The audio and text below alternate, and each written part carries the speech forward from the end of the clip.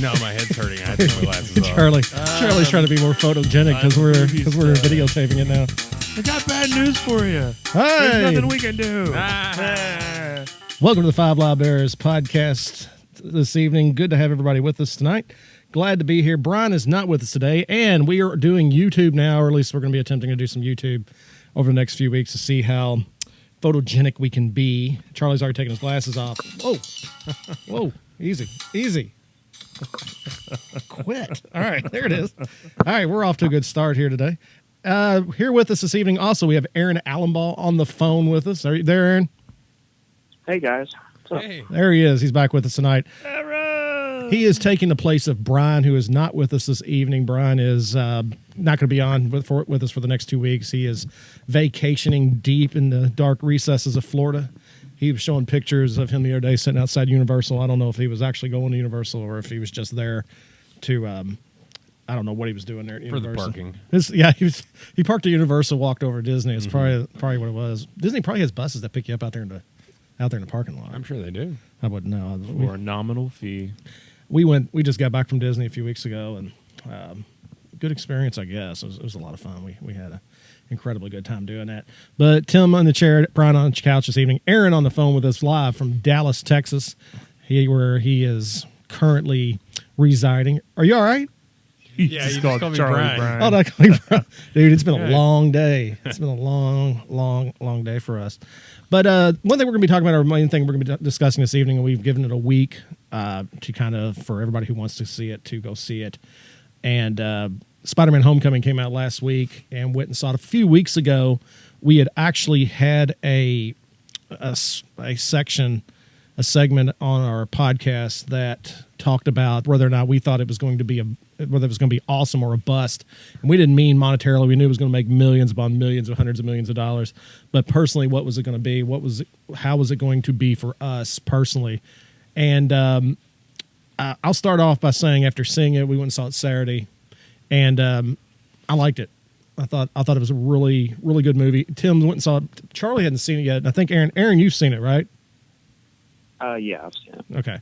So we 3 out of 4 of us have seen it. And what's your thoughts on it, Aaron, since you're on the phone? I really enjoyed it. I think it was probably the best. I don't know if it's the best Spider-Man movie. It's up there with Spider-Man 2. You know, I think Spider-Man 2 is the best take on a adult Spider-Man, and this is the best take on a young Spider-Man. What did you think, Tim? Did you have was it a bust, or was it good for you? I enjoyed the film. I'm not going to say I love it. It would probably be Spider-Man 2, Spider-Man 1, and then this one. Obviously, Spider-Man 3 is the worst of all of them. And then The Amazing Spider-Man. I just didn't love those movies, really. But I enjoyed this one. I thought Tom Holland was really good in the role. And it was just kind of a fun film. I thought that the idea that they had, of course, here I go. Are y'all ready? Origin story guy here. I thought we were going web squirters.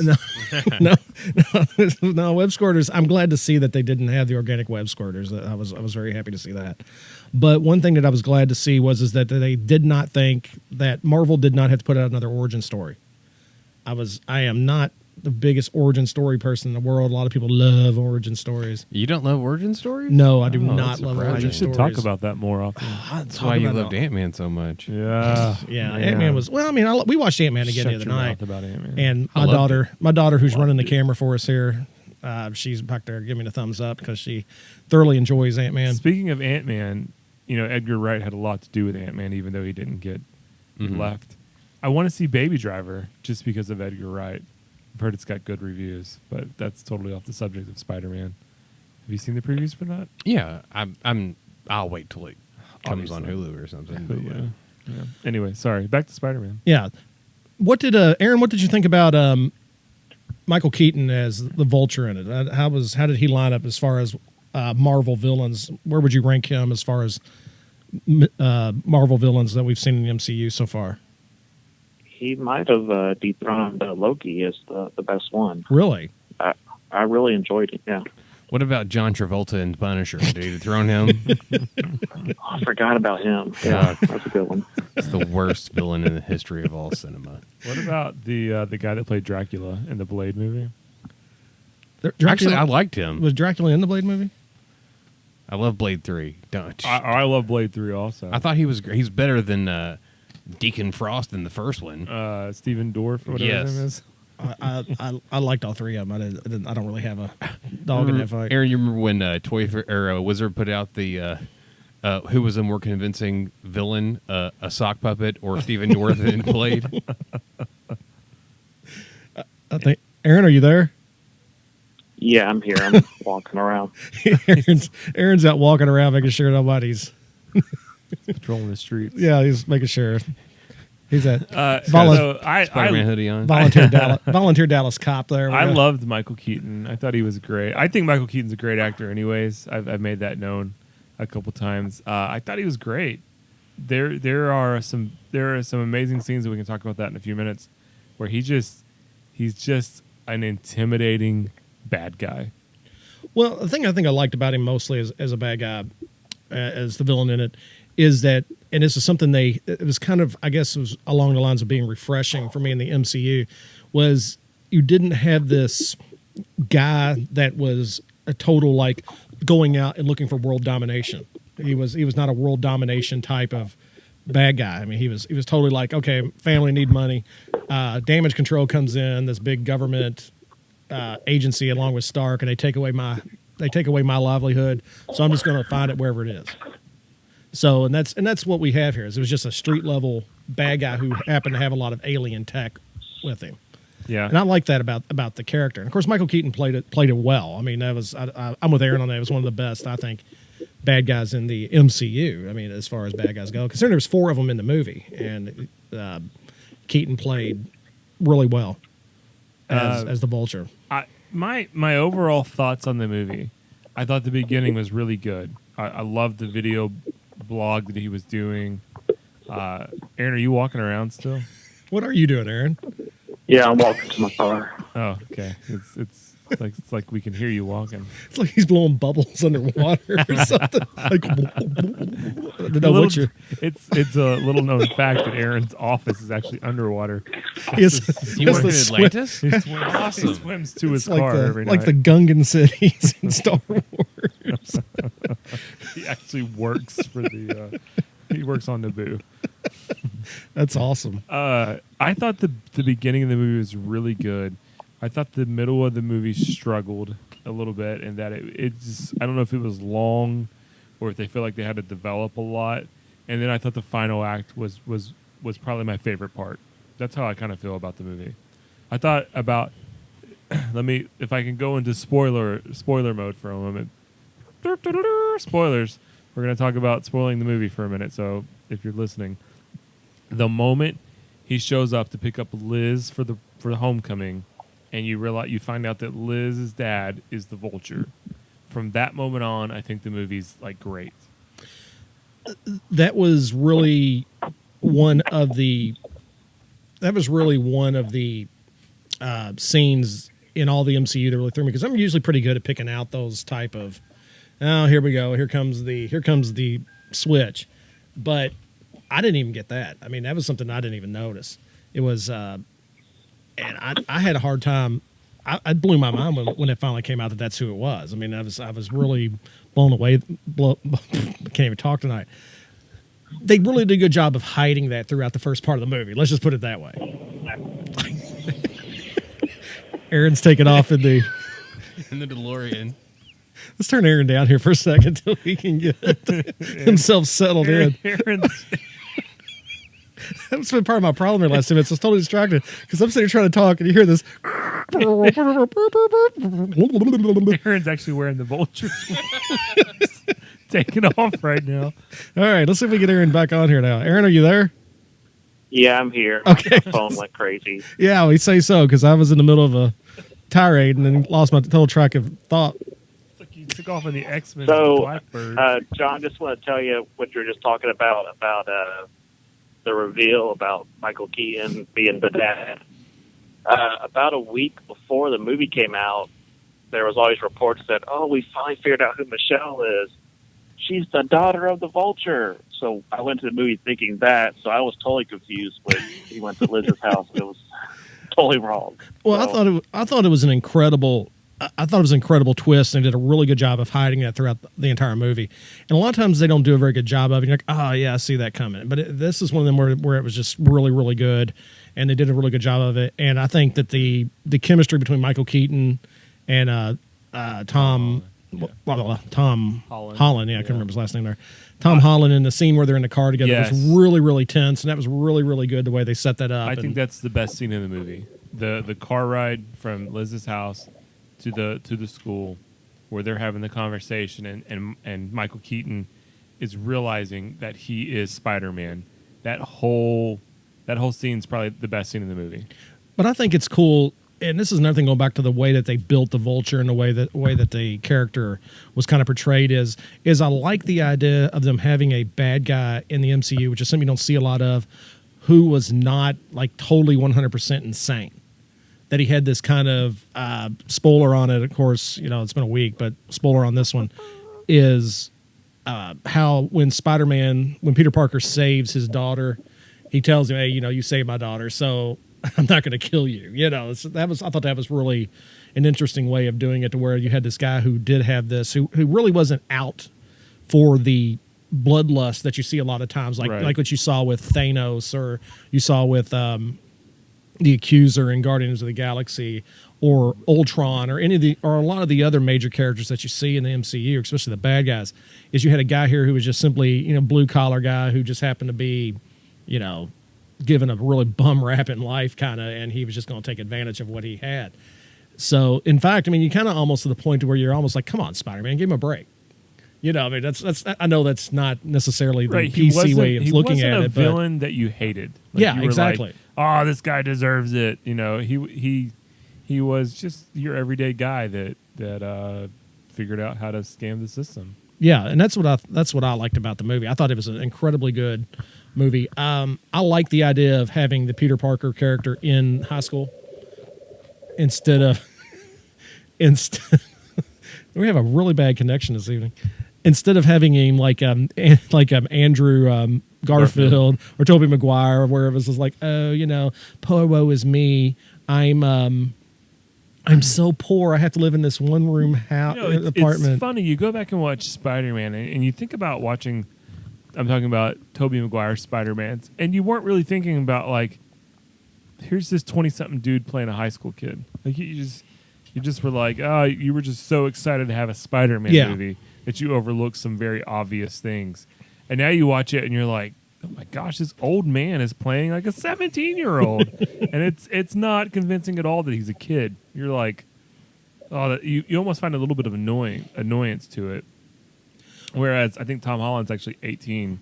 And so he's 21. Is he really? Mm-hmm. Well, I'm sorry, he's 21. Well, he did a good job playing a 15-year-old. Well, he sounds like a kid still. Yeah. I'm not saying that they lied to you. I'm just saying that's the age. You said, I think he's 18, and I responded with his age. You, Charlie. Easy. Whoa. Easy, Chief. Whoa. Easy. Man. Get your direwolf tattoo out of my face. They can see from the video that there is no direwolf tattoo because you're wearing pants. Exactly. Yeah, everybody gets to see what the green couch looks like now in the wall. Charlie's pants almost blend. Where does Charlie's legs begin? Charlie has no legs. He's just a top tonight. But well, there's your high school humor coming out, and I thought the idea of the way they played it up in the high school, and it was just the small little details of the movie that I had fun. Being that I'm a teacher, and you kind of see the way kids react and the way the lunacy and how idiotic they can act sometimes. Right. It was fun seeing that in the film. Like it had no bearing on the movie whatsoever, but near the end where they were all talking, and all of a sudden this dude comes running in a hallway in a tiger suit and runs by the windows. Yeah. I mean, it had no bearing on anything, but it was just part of that high school feel. Or in a scene where the two cronies were coming down a hallway and they were looking for the radiation signal that was coming off the alien equipment. And the kid in the chest room. There was two guys in the chest room, and he knocks on the window. He's like, "What are you doing?" And he's like, "Sure." They were talking to each other through the window. So stuff like that was part of it that I really thought was interesting. A way that he really, not only through the Tom Holland character, through the Peter Parker, but through his environment, really made him out to be a high school student. The ideals of helping his buddy build a Lego Death Star and things of that was just really cool, considering the way that the Sam Raimi Spider-Man before it was always Peter Parker has so much angst in life, and he's just only so worried about angst. scientific things. Andrew Garfield was the skateboarding crazy man who talked like this all the time. It's just, and this kid was more, Tom Holland played it more just, okay, high school guy who's got this, whose biggest problem is I've got these superpowers, and he never said it, but he you could tell great power comes with great responsibility, but I also want to go to homecoming. And that was cool. I thought the way that they played that up. So in the I film. read Is online. that really why it's called Homecoming? Yeah, He wants to go Spider-Man to- Homecoming. Yeah, Spider-Man Homecoming. Wow. Aaron, is that right? Wow. Is there, It's- because it's based off the name in the comic books, right, Aaron? Have John ask it, 'cause I can barely hear Tim. So what was the question? Hang on, let me get you set up here a little closer. There you go, Tim. Spider-Man Homecoming is the whole reason it's called Homecoming because they went to homecoming. Yeah, that's the whole reason it's called that, Homecoming. Yeah, I thought it was.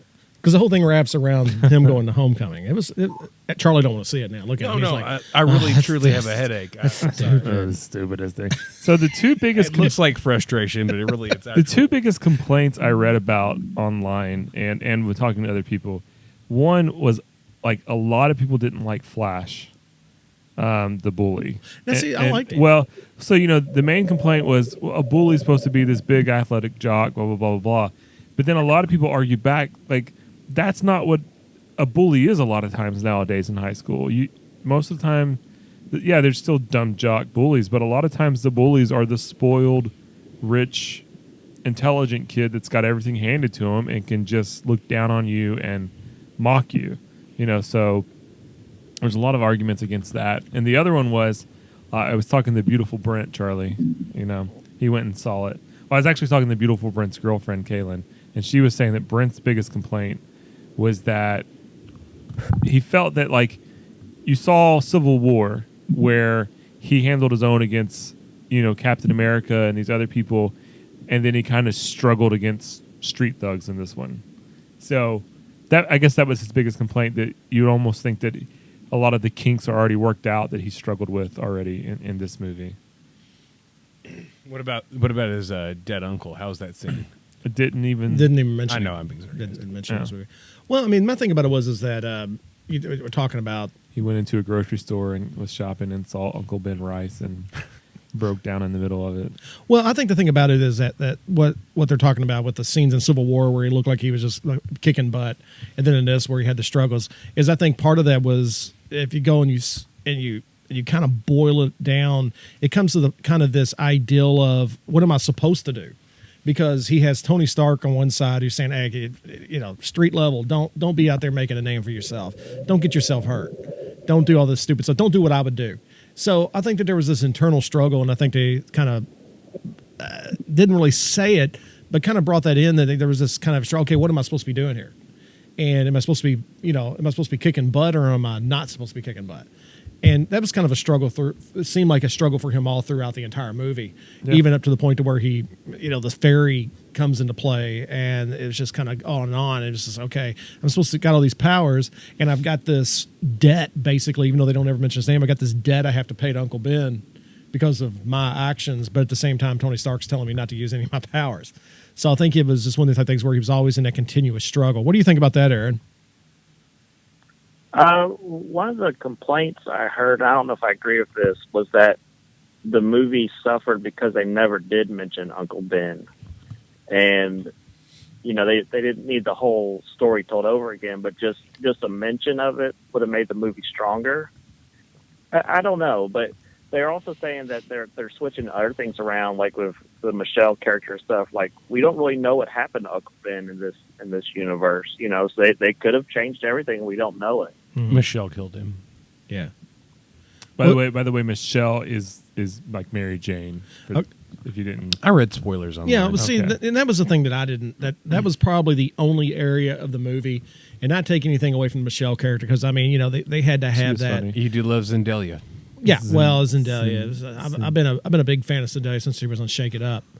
I was a real big fan of that show back in the day, and I know you love your Disney Channel yeah. programs. Susie's shaking her head. No, what did I get that wrong?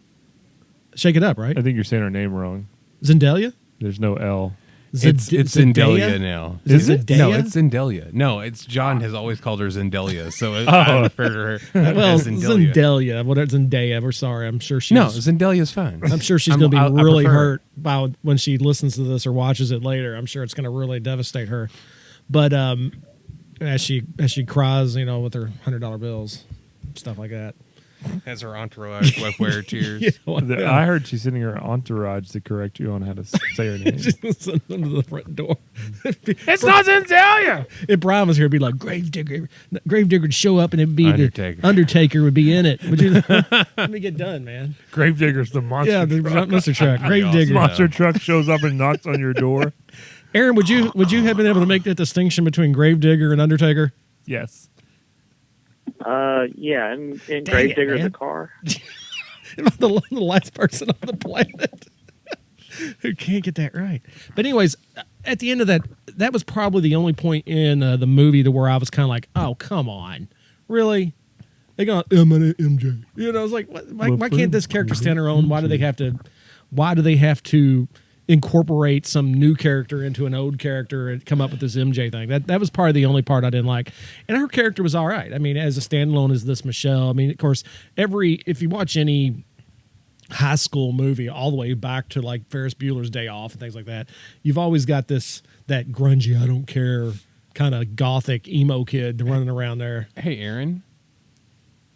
Aaron, you there? Hello, Aaron. Yeah, I'm here. He's like, I guess he can't hear me, so if you ask this question. But does Bucky kill Howard Stark in the comics? does Bucky kill Howard Stark in the comics? I don't know. I don't think so. I don't think so either. But Okay, I'm just not wondering. Sure. I'm just wondering. I was just curious about things they're adding. They to the recently did some story where they found out that Tony Stark's parents weren't his parents, and he has some other parents. So I don't know what's going on there. Oh. Are they Inhumans? Are they Inhumans, Aaron? They're probably Inhumans. Yeah. Yeah. The Marvel comic universe is kind of crazy right now. Captain America turned out to be a secret agent for Hydra, and he's killing everybody. He sent Deadpool to kill Agent Coulson. Is that still going on? Aaron? That's still going on, right? Captain America's Yeah, still evil. It's a big summer crossover. It's still going on. Yeah. My big beef with the Winter Soldier killing Stark's parents is I wonder where they got them high definition cameras in 1991. Stark Industries. And why didn't he blow the camera up before he killed him? That was kind of Winter Because Soldier. his hair was looking good that day. Speaking of Captain America, love the appearances of Captain America in Spider-Man Homecoming. Yes, I did too. I thought they were awesome. They were great. The final scene. Spoiler. After the credits. So all during the movie, Charlie, whenever they need to do something on like one of the school TVs, it's like a PSA from Captain America. It was great. It's like instead of like the Presidential Fitness Award, it was the Captain America Fitness Award. And it's like, and the coach like wheels in the TV and he's like, I know he's like a war criminal now, but here you go. Pushes play and it's requires like it. It's like, good morning, boys and girls. Welcome to it's Captain America talking, and they do it several times. Then at the very end, the last credit after you wait all the way through, it's him giving you like a speech on patience and disappointment because you waited all this time for something amazing, and then it doesn't turn out to be something amazing. Just him giving a PSA. Yeah, that's pretty awesome. The one I liked was the one where they were in detention, and he comes on and goes, it's like, hey, this is Captain America. And I know you've done something really bad to get yourself here. He goes on. Then as Peter Parker gets up to leave, you hear him talking. He's like, you're going through a time in your life when your body's changing. I know all about that. It was just this. It was really cool the way they incorporated that into it. Because, I mean, I know we say it, but if Captain America was in the real world, he'd be doing stuff like that. It would just be all over the place if you had someone like that. So that was really a nice little touch there. One last thing about it, in case you didn't put the connection together, the other criminal that's placed in prison that the Vulture runs into at the end, he will be Scorpion if they follow the comics in the next movie. That the name of the character is the name of the guy that plays Scorpion, And that guy is played by, I think, a guy named Michael Mondo, maybe. He plays Nacho in Better Call Saul. Great actor. He's really great. Aaron, what did you think about the incorporation of several main Spider-Man bad guys in it, but not having any major roles? I really liked it. I've been saying for a long time that you could fit a lot of villains into a Spider-Man movie and just really focus on one and just have the others just kind of as, people that he's stopping. Because there's no reason to have a Shocker movie or a Montana or Tinker or whoever was in this, There's no reason for those people to have individual movies. So I thought it worked really well. See, that's what I liked about it is because I sat down, I got to watch, and it's like, okay, they got the Shocker, got the Tinker. At the end, you see Scorpion, and I think that's one of the problems that you have a lot of times with the not necessarily with the MCU, but with a lot of the older superhero movies is they try to cram way too many bad guys into it. I mean, Spider-Man 3 is the epitome of that. He's fighting three major bad guys. Spider-Man 2, The Amazing Spider-Man 2 was kind of that way. You had Electro, which was not the greatest bad guy in the world, the way they played It's Jamie Foxx, y'all. Well, it wasn't even necessarily that Jamie Foxx was playing it. It was just that they made him out to be this kind of idiot. Yeah. I don't know. Did you ever see that one, Charlie? What, Spider-Man 3? No, Amazing Spider-Man 2. No, I have not. I did see either of the Amazing Spider-Man films. They're not bad. The worst part of Amazing Spider-Man 2 is when Gwen Stacy dies, and he's shooting the web to save her, and it's like zoomed in on the web going down to save her, and the end of the web actually like makes a hand, like it's trying to grab her. I did see something online. It was like the worst comic book villains, and it was. Did Electro make it?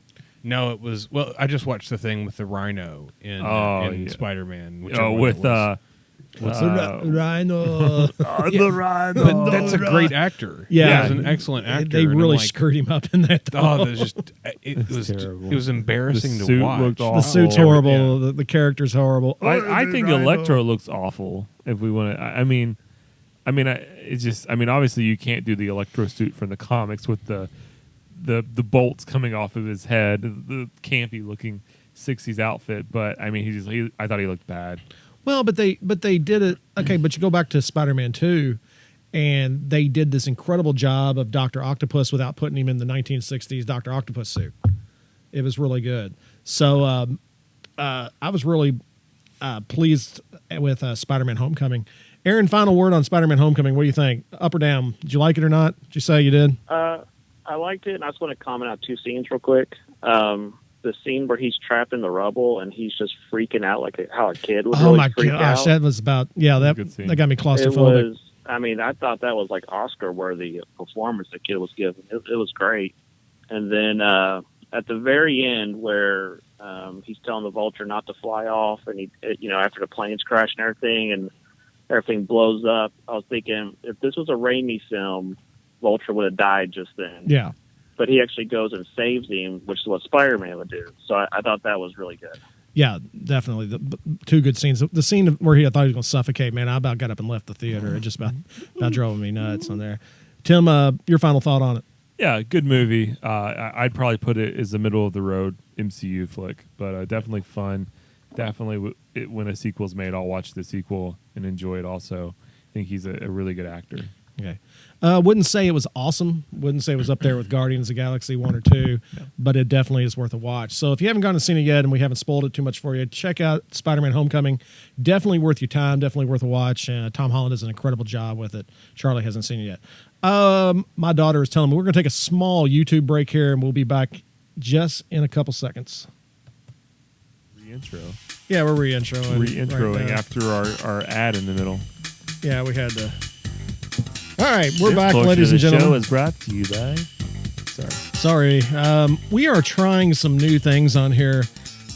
I had decided a few weeks ago, told my daughter, who is a YouTuber, Ow. There it goes again. Two more BFFs that I was wanting to do a YouTube channel. I mean, we were really wanting to do a YouTube channel. I was like, but what I was wanting to do is just put the podcast on there and make it like a static picture. And she was like, "Oh my gosh, you'll have so many haters when you do that." Oh yeah, I'm all like, 5 people that view it are gonna be like, "Oh, this is awful." You'd be surprised. You'd be surprised. Our Facebook, man, we have like 70 or 80 views sometimes during a week. It's all right. We're good. But so she just recently got herself a new camera for her YouTube channel, and we've been testing it out this evening to see if we can put a video on. I told her, I said, I don't think that we're going to be very good at it because we kind of got faces that are just, more inducive to podcasting where you don't get to see the people. I'm really Faces in, for radio. I mean, I'm really in trouble because I don't have a face for TV. I don't even have a voice for radio. I'm just like The one person in the worst. room that has the best voice for radio, Brian, is not here tonight. I mean, he's got the best radio voice. He's also got the best looks too. He does, man. Brian is. God, I hate that guy. Brian needs to sit behind the desk, be the straight on guy. But we are attempting to do some. He'd fall asleep though. He would, man. Brian is.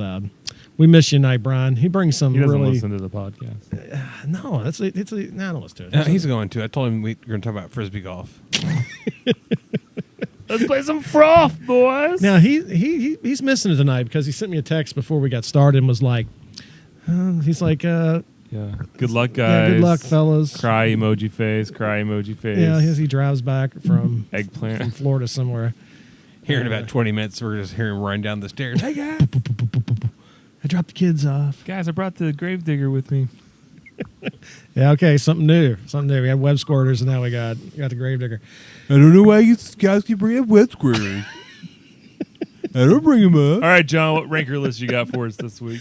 Aaron, we're going to be talking about a list this evening, and list we have is the most rewatchable movies. Some of these I agree with. Some Number that I one, don't. The Island of Dr. Moreau.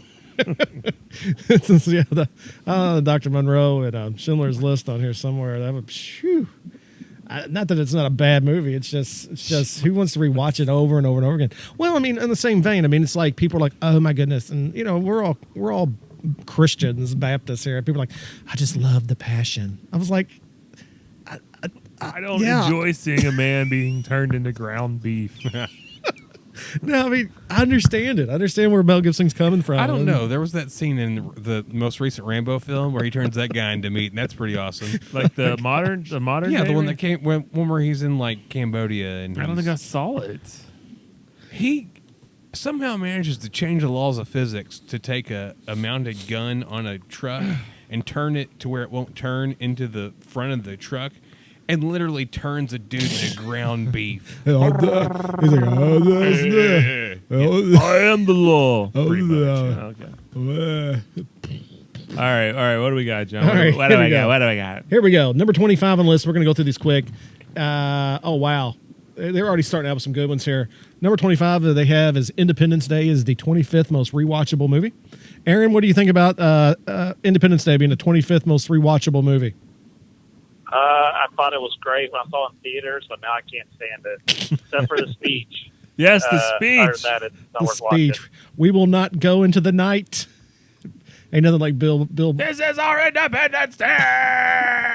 There's nothing like Bill Pullman giving a I speech. got a friend at work that just randomly will send that whole text to me. That speech to me. Has anybody here, Aaron? Did you see the new Independence Day last year? Negative. No. Oh, y'all missed it. I went and saw it in theaters. Me and Carla went and saw it just as on one of them date things, and it was not worth watching. Number 24, The Breakfast Club, is the 24th most rewatchable movie. Number 23 on the list is The Godfather. I don't even think I've seen that I've never once seen my it. entire life. So backing up, I've never seen The Breakfast Club all in one setting at Well, one time. That's one of the movies where you like catch it on TBS, you watch a little But bit of I it. have watched The Godfather.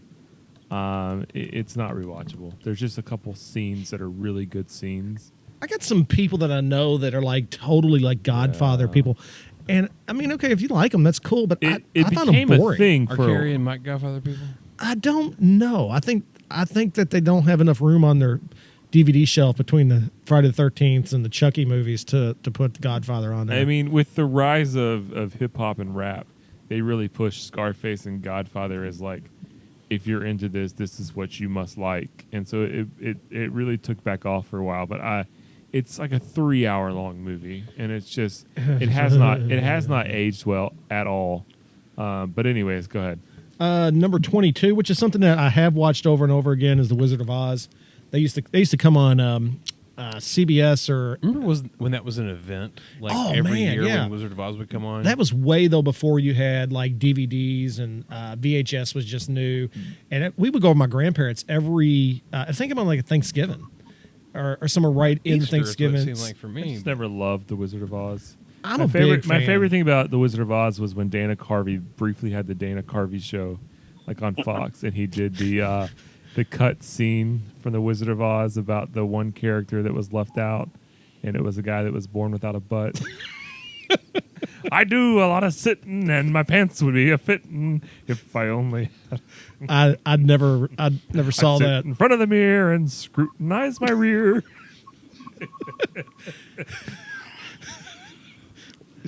Sorry. Good times. Good times. This is why we are the number 2,137,000 podcast on SoundCloud. I just dropped an obscure Dana Carvey show reference. Yeah. Dana Carvey's show was amazing. It lasted like 3 episodes. Number 21 is The Goonies. I've never seen that either. Does not have a lot Never of... seen I've the never seen Goonies? Goonies. Charlie, for that, you have to do the truffle shuffle for us. That's going to be a no.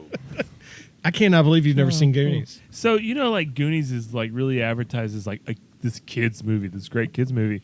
I Oh, watched it's it terrible. recently. Like, I can't watch that with Kinsey. My daughter's 7. Heck no. Like, they talk about they say some really harsh language and. Kid puts a marble unit in his mouth. You don't need that stuff. I don't know if I remember. No, I do remember. Remember that? He breaks yeah, it. they break and the the kid says, "That's my mom's favorite part." And he Yes. shoves it in his mouth. It's like, what in the world? I remember seeing that. My mom and dad rented that for Corey us. Feldman or whichever one that No, was. it was the Corey Haim the thing. truffle guy who did that. He stuck it in his mouth. Chunk. Yeah, the unit. He just was like, All right, "This is okay. stupid." Aaron, are you a Goonies person? Yeah, I like Goonies. We watch it all the time. Number 20, Terminators 2, Judgment Day. I've seen it like twice. It's a little hard for me. It's a watch over and over again for me. No, not me. I just kind of It's probably one of Arnold Schwarzenegger's best roles or best films. Oh yeah, definitely his best. Terminator role, but 2, It's just he's real great. heavy. It's hardcore. He's got it's pretty some heavy great movie. one-liners. It's before Eddie Furlong gets annoying. No, he was annoying then too. Just Yeah, but you were before he got bloated you and drugged out. you excused it because he was younger. I He was can't- probably 28 I can't playing the stand kid him at the time. But anyways, Only thing they need is him and that kid from Home Alone and a Macaulay Culkin in a movie together. They need to put them in some kind of superhero movie. Make them the bad guys. Hawk and Dove. Yeah, that would be. I could see that. I could definitely see Have that. you all seen the video where it's not Funny or Die, but it's one of those type. It's College Humor, I think it is. And Macaulay Culkin is an Uber driver, but he plays the grown-up Kevin McAllister. I remember I saw the. Oh No. my Yeah, gosh, I it is insane because the end of it, like they catch somebody trying to break into a house and he loses his mind. It's so it goes from this is kind of funny to this is hilarious to this is disturbing in the matter of 5 minutes. Number That's 19. most College Humor videos. Hey, just to add to what Charlie's saying, Daniel Stern actually did a reaction video to Yes. that as Harry or As Marv Marv. or whoever, and him freaking out, going, "This kid's got psycho," and all this stuff. It's really funny. Number 19. Yes, definitely rewatchable because I watch it every Christmas. National Lampoon's Christmas Oh, I Vacation. thought you were going to say Die Hard. No, I don't. I'm not a Die Hard fan. I just don't That get is into Die my Hard. favorite Christmas movie. Best Christmas movie out there. National Lampoon's Christmas Vacation. I will say Christmas Vacation is a great movie with some great rewatchable scenes, but I am burnt out on Christmas Vacation. I'm about to get burnt out on the Christmas Story. Even though that's Oh, I got TBS burnt out on that a long time 24 ago. hours. even though it's one of my favorite all-time Christmas movies, it's one of the movies that you're just like, oh my goodness, because it was one of them. It's sort of like to me, it's one of them where, when you got to see it and you didn't get to see it all that much. It was really cool, but it just seems like and it then was an event type movie. yeah, and they went through that spell a couple years ago where you go into FYE and they got all the Christmas Story stuff, and it kind of overblew it for me. Number 18 is Return of the Jedi. That should be higher. That would be definitely higher on my list. I watch that constantly. Charlie, So- what's your thoughts on Bib Fortuna? I mean, I'm a fan. It's the guy of Return of the Jedi Yeah. with the white thing. I know, but I just- He's in the poster and he's staring at me. Yeah, Okay. he's they They have Bib Fortuna in the poster, but they don't have the Emperor. So, He got his throne. Return of the Jedi number 18. Aaron, do you think that should be higher on the list than 18? Aaron's not a Jedi fan. That's probably about right. The middle part of that movie's really slow, so You're really it's not one I slow. rewatch all the time. Aaron, real quick, tell them your Ewok theory about Princess Leia's outfit. Oh, definitely. I've got to hear this. Which Ewok theory was it? About One where about they, Leia? yeah. With the dress. Oh, because she gets a dress out of nowhere. She obviously didn't have it packed. So the question was, did the Ewoks make it for her? And my theory was that it's from the Ewok movies. It was, you remember the mom in that movie got killed. Yeah. So the Ewoks probably ate her and probably took the dress and gave it to Leia. Okay, So, you had me to the eat part. No, the actual other part of the theory online is that they actually killed somebody and ate them and saved the dress. Why Which is can't we awful. have it to where somebody crashed and they buried them with love and high Or- honors and then had the or- dress left? Maybe But Wicket was the an amazing Ewok- seamstress. the Ewoks try to eat Luke and Han. They do it in the movie. That's I mean, a they're good, cannibals. solid, You are- that is well, a solid yes. point. Well, they're not cannibals because they're not humans. They're carnivorous, though. They would be Yeah, carnivorous. Carnivorous. I'm sorry. They be carnivorous animals. My bad. All right. Anyways, okay. All right, Zendaya. Never mind. Theory, you had me till you start talking about them eating people. Number 17, Pulp Fiction. Nope. There's no. I watched it one time. Once I got over the Holy trauma cow. of seeing it, there are certain scenes The- that are rewatchable. the, There are uh, other scenes that are not. The Samuel L. Jackson speech scene is rewatchable. My favorite scene is the. Don't say them in the diner dancing, or else we're not friends. No, it's not the speech scene, but the whole when he confronts the kids. In Say the what park. one more Yeah, time? that's a tasty burger. Yes, that was talking about that whole. I that thought you whole meant like the misquoted Bible verse. No. Okay. I'm talking that whole scene. Yeah, that. What do I they agree. call a quarter pounder? Well, Samuel Jackson at his best. I mean, that was definitely good. The rest of the movie, especially there at the end. Holy cow! No, me and Charlie sat there all gape mouthed, staring at the screen. Last thing we Poor wanted to choice see, of words. Vin Raines' Being butt. Just something that wasn't Just keep necessary. going. No. all right. Next movie. Number 16, Indiana Jones and the Last Crusade. Yes. Yes. That should be higher. That should be higher. That's a good That's one. definitely. As a third movie in a trilogy, they really knocked it out of the park with that because a lot of times they kind of fall off. But I that mean, one it's still really. Crystal Skull, but it's a good one. If we've learned anything from the Indiana Jones movies, that if you involve Jesus, it's going to be a better film. Well, it was Just the in that context. Yeah, it was the religious. It was the religious. Are you saying sentiment. Temple of Doom was not a good movie? Yes, I do not like that film. Really? Yeah. I really enjoy Temple of Doom. That's fine. Temple of Doom's You good. can. I just personally don't. I will pull your heart out of your chest. I did not. The Oh, thing. really? Because that's not. I like the premise of the Crystal Skull. I did not like Shia LaBeouf. That was a killer for me in that movie. My favorite part of the Crystal Skull was nuking the fridge. See, but that didn't even bother me at that point. It was Indiana Jones. I mean, oh, come on. I mean, Actually, literally, my favorite part of that movie is I like Ike. Because he kind of played Indiana Jones as a little bit on the Alzheimer's scale. And I liked that part. I kind of liked it, except for Shia LaBeouf. He's like, "Yo, my name's Butch," and I didn't care for that. Aaron, were you I've blocked out. Most were you a of that Crystal movie. Skull fan, or do you think it just should never have been made? I have not seen the whole movie. I've seen the first part up until the refrigerator scene, and then I've seen like the end of the movie. With So the they're with the like a big UFO, chunk of it. Aliens, man. Yeah. So the Shia LaBeouf swinging through the trees with the monkeys is something you have to The monkeys experience. with pompadours. Yeah, at least once. Number 15, we just talked about a few seconds ago, Home Alone. They say that's got some rewatchability. Number 15. It maybe- used to be. A few years young. If I was a few years Yeah, younger. I've Like, grown out of the Home Alone stage of my life. Number 14, The Dark Knight. I'll give it that. I like that movie. Aaron, This is going to Charlie, be being stupid. Which one was The Dark Knight? it was the second one with Joker? Heath Ledger. Yeah. I know you was a hate that Joker. Joker. Aaron, It's no Jared Leto. Aaron, the patients were watching that work the other day, and that's the scene that I walked in on. Yeah. I just stood there. Aaron, and laughed. what do you think? Heath Ledger or Jared Leto as the Joker? Aaron, don't even about that's a it. tough one. I don't know. I haven't seen Suicide Squad, so I don't know. Oh, you're missing out, Aaron. man. He got You to. are missing out. You and Brian need to get together. You got to No, get we you made two. Brian watch it. Yeah, that's right. Brian's got to Brian's on watch the list. Batman v Superman: Dawn of Justice. Colon. Yeah, we need to get that next time he's over. It's only 4.5 hours long. heard Number the- 13. Speaking of long, Lord of the Rings trilogy. No, not really for me. They're too long and they are boring as snot. I just can't rewatch them. I think my favorite is Two Towers.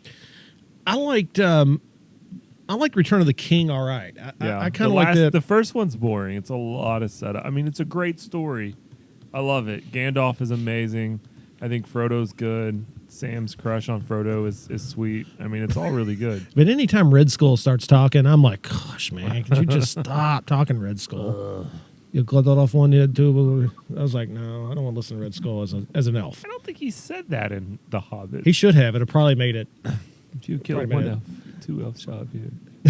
Number 12, Ghostbusters. This is the old Ghostbusters, the only Ghostbusters, the real Ghostbusters. I mean, the scene where Kristen Wiig just Stop where you're at. Turn your mic off. No. I never saw. I haven't haven't seen the new Ghostbusters, but that Ghostbusters, it never was a rewatch for me. As a child, the one that spoke to me was Ghostbusters 2. See And I now, watched that over. you and never over. you don't find the first Ghostbusters a great rewatch movie? Oh, I haven't watched it probably in Get out 10 of years. town. It's a great I movie. liked it. I mean, I like the original Ghostbusters is the best. Number 11, I like it too. Another Bill Murray movie, Groundhog Day. That one I will watch every time it's on. That's awesome. Ned Ryerson. Number 10, Too Low will always be number one in my book. Empire Strikes Back to get it as number 10 on the list. Aaron, is Empire Strikes Back at number 10 of rewatchability too low? It's definitely rewatchable. I don't know if it should be number one. I'm kind of become a jaded Star Wars fan as I get older. I don't know. I think there's a lot of Star Wars fatigue out there right now. I think that's probably one of the issues. Is there's Like- large amounts of Like Star Star Wars, fatigue. like camo fatigue. No, like people are like, "Ugh, okay, one more story about Star Wars, because I'm even kind of feeling that. I'm a huge Star Wars junkie, so it's kind of like, ugh. See, I've Here we go. kind of like cooled off on my Star Wars craze, and I'm enjoying the Star Wars movies more because I'm not so engulfed by it. See, I felt like the whole Star Wars thing hit a And I'm wall. not trying to figure out who Snoke is. Oh, I know who he is. I've got. me. No, it is not. You know, I don't hate the movies. I'd rather go watch something else. Is what it is. You know, I feel like I've seen this. Yeah. You know, I've seen it enough. I'd rather go see something new or something interesting. You know. Like Suicide different. Squad. Mm-hmm. Sure. That's what it is. Number 9, will not watch it again. Shawshank Redemption. Not a big fan of it. You know, I never Never seen it. I've seen it now. I didn't watch it till just a few years ago, you know, and it went through like the hype of the greatest movie ever, et cetera, et cetera.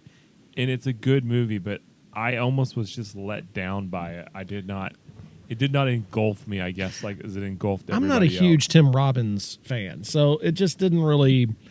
The only thing I ever really saw that had Tim Robbins in it, I was like, oh, that's Tim Robbins. That's kind of neat. Was A War of the Worlds with Tom Cruise. Oh, Hudsucker Proxy. I liked it. And Howard the Duck. I don't remember him in Howard the Duck. I've only seen Howard the Duck once. My favorite Tim Robbins one is when he's in the woods and he finds, you know, he's got Pooh Bear with him and Piglet. That's my yeah, favorite Tim Robbins. that's mine too. Number 8. Let's go through these real quick. Indiana Jones and the Raiders of the Lost Ark. Yes. Yeah, that definitely is rewatchable. It's that job. Number 7 on the list. Me and Susie actually sat down and watched this the other night. It doesn't hold itself up well because What'd of the she think technology. of it, though? She loved it. Good. Oh my gosh. I can't see what it is, guys. Ferris Bueller's Day Off. Oh, Ferris Bueller's classic. She absolutely went nuts over because she was like, "What are we going to watch?" I was like, "Well, let's watch Dumb and Dumber." Because like, yeah, and then she was like, "I watch Ferris Bueller." I was like, "What? You were going to watch Ferris Bueller's Day Off?" And she sat down here and watched the whole movie. I played on the computer, so I've seen it like a million times. But it's good. I mean, it's still got it's got play. It's still Good movie. Yeah, I mean, you can tell it's very 80ish. It's Well, as it very should be. super hyper 80ish, but it's pretty cool. We liked it. Number 6, you all talked about earlier as far as Christmas movies, Die Hard. Now I have a machine gun. Harold. Yippee. I love Die Hard. I'll watch it when it's on until Brittany makes me turn the channel. Everyone except for 2 and the last one I'm huge fans of. Number 5, Jurassic Park. I don't watch that. over and over again. I don't mind the Jurassic Park movies, but I